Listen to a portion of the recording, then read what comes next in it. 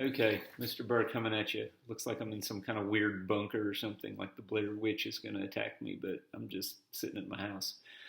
But it's time to start talking about rate laws and how to do a rate law. So you start out with an elementary reaction. A plus B yields C. Now, what that means is that A and B have to actually collide together with proper orientation, with proper energy, and when they do, and they get over the activation energy, and they make C. Okay, and so this happens at, as we've discussed in the previous video, a rate. Okay, and so a rate is something over time. And in this case, when we're talking about rate laws, it's going to be the rate of production of product. So when we're talking about writing these rate laws, we're going to be comparing how much product we have and how that affects the rate of, did I just say product? How much of the reactants we have right here and how that affects the rate of production of the product. Okay, so reactants here gives us the rate of production.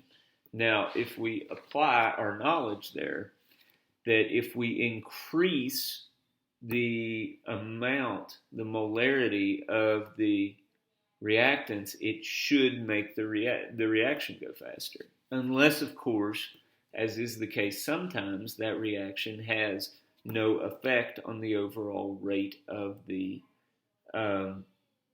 reaction, and that's fine. That happens sometimes. Those are known as zero order reactants, and it doesn't matter how much you put into it, as long as you have some, the reaction's going to go. It does not make it move fast or slow. Okay. So this is known as an elementary reaction because it's a simple, small step. It's got two things colliding to make a third thing, okay? Our rate is usually given in molarity per second. You might see something else, but it would just be, at that point, kind of a weird thing, that they're just doing something fancy. Most times it's molarity per second. You may see that written as moles over liters times second. That's the same thing. It's just molarity per second. Okay, so don't get freaked out about that. So essentially, we come up with this statement here: rate equals K, A, and B. And if you're asked to predict the rate law, that's what you would do. If there was a 2 in front of it, you would put a 2 up here, square, because you'd think there were 2 of them. That would be a second order. But here's the important part. The only way to really figure out whether or not these A and B go into the rate law, and whether or not they should have exponents on them, is to actually run the experiment and change the concentration of A while leaving the concentration of B the same. And I'm going to show you that in this next problem, and see if that changes the rate of the reaction. A rate law must be determined in the laboratory. We can try to predict a rate law, but the actual rate law must be determined in the laboratory. Now, you'll notice that this is a molarity and this is a molarity. And so, if we multiply them together, we'd have molarity squared.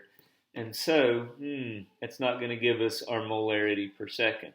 So we have to have a constant here to make these molarities, however many we have, into a rate, which is molarity per second. In the case that it's a zero order reaction, which is not what I have set up here, this would be second order because you have 1 and 1 as exponents. 1 and 1 is 2. It's second order overall. If it's zero order, the units for the rate constant would be molarity per second. If it's first order, which is still not what we have here, it would just be we only had one, if we only had the A or the B, but we don't, we have A and B. But if it's first order, it's 1 over seconds, and you could see that A would be molarity, multiply it by 1 over seconds, you get molarity per second.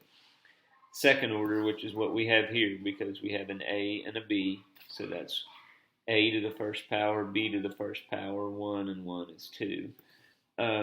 It's going to be 1 over seconds times molarity. So it's 1 over seconds times molarity, I'll say that. So the other way you can put it is here. And so when it's second order, you need to cross off one of those molarities. If you get something that's third order, not all that likely, because it's hard to get three things to bash together. But